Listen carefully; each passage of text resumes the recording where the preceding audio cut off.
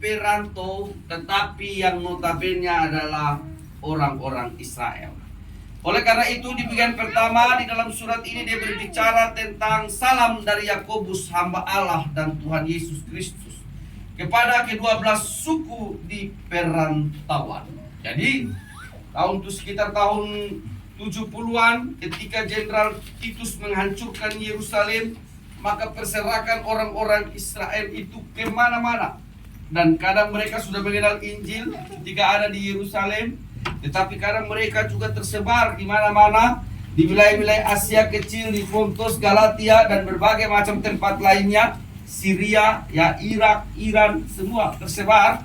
Dan di situ mereka mengenal Injil. Dan perserakan ini kita sebut dengan diaspora orang-orang Israel. Dan saudara-saudara, di situ mereka mengalami kehidupan yang cukup baik, ya. Jadi namanya orang-orang yang berada di perantauan itu kegigihannya itu melebihi segalanya. Bertarung, tidak kenal lelah, tidak kenal gengsi, tidak kenal semuanya, tidak takut juga, tetapi menjadi orang-orang yang taat.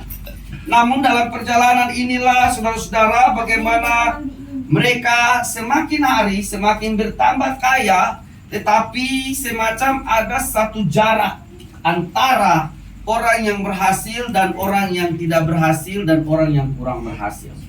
Sehingga strata-strata sosial itu bukan terkadang tapi memang ada di tengah-tengah jemaat pada waktu itu. Dan tentu ini menjadi keprihatinan hati Allah.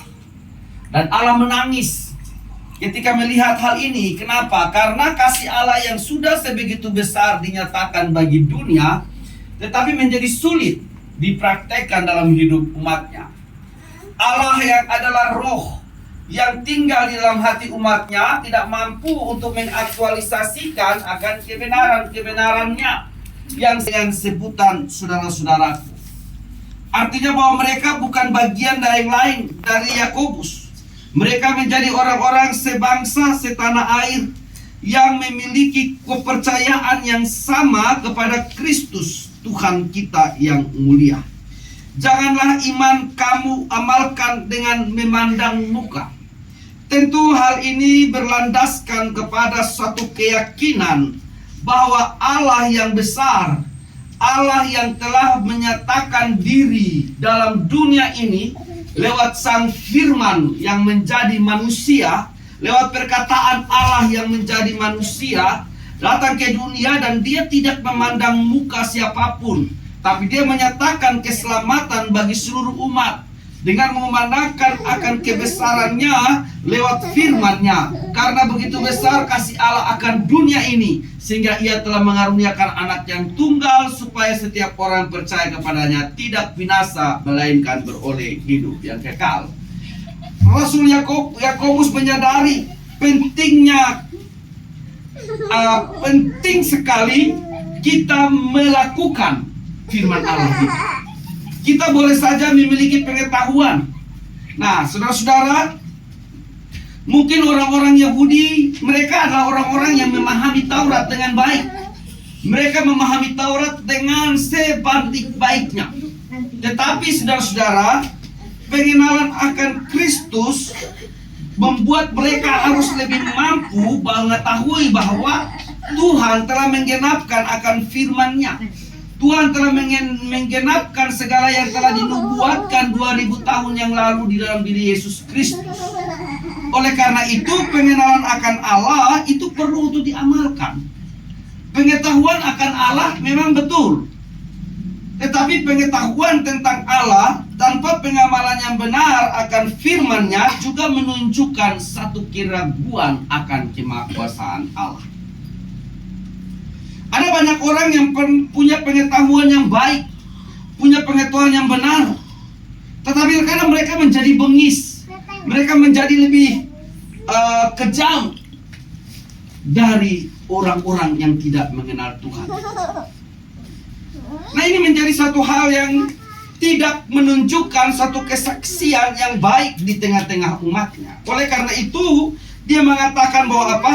Iman itu, janganlah iman itu kamu amalkan. Artinya bahwa kepercayaan kepada Kristus jangan hanya berdiam diri saja. Karena apa? Ada konsekuensi.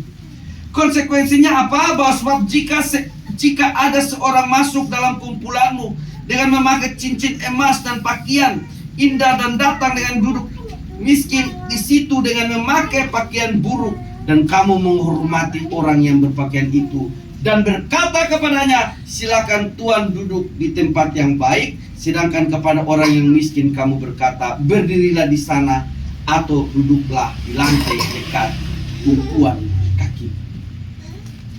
Jadi terjadi satu pergeseran nilai. Terjadi pergeseran nilai dalam memaknai akan Kristus. Pengenalan akan Allah membuat kita menjadi orang yang diberkati oleh Tuhan.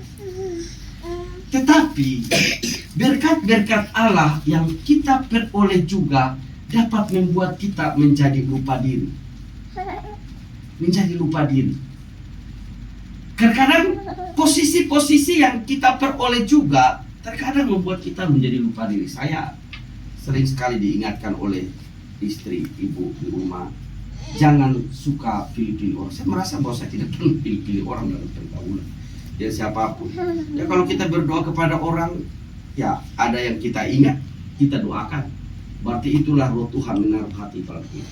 Ada yang tidak kita ingat, ya kita terlewatkan.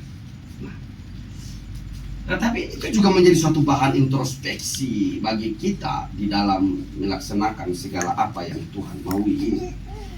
Jadi hal-hal seperti ini terjadi di tengah-tengah jemaat, terjadi di tengah-tengah kehidupan umat. Ada pemilahan-pemilahan, dan bahkan dikatakan, bukankah kamu telah membuat perbedaan dalam hatimu, menyoroti pada bagian yang sangat terpenting di dalam kehidupan manusia, yaitu hati.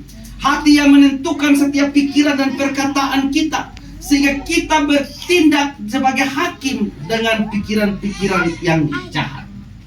Nah, kemudian saudara-saudara, hal ini disampaikan oleh karena dia melihat ada perbedaan yang mencolok, ada kehidupan yang mencolok, ada tindakan-tindakan yang mencolok yang mulai mendiskreditkan satu dengan yang lain, dan juga ada konsekuensi-konsekuensi yang perlu orang-orang Kristen pahami. Ayatnya yang ke-8 dan 9, ya.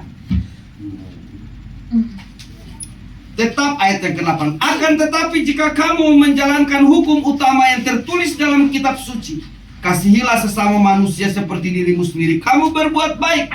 Tetapi jikalau kamu memandang muka kamu berbuat dosa, oleh hukum itu menjadi nyata bahwa kamu melakukan pelanggaran, melakukan dosa. Artinya bahwa kita melakukan sesuatu yang sudah tidak tepat. Dan Alkitab katakan bahwa upah dosa adalah maut.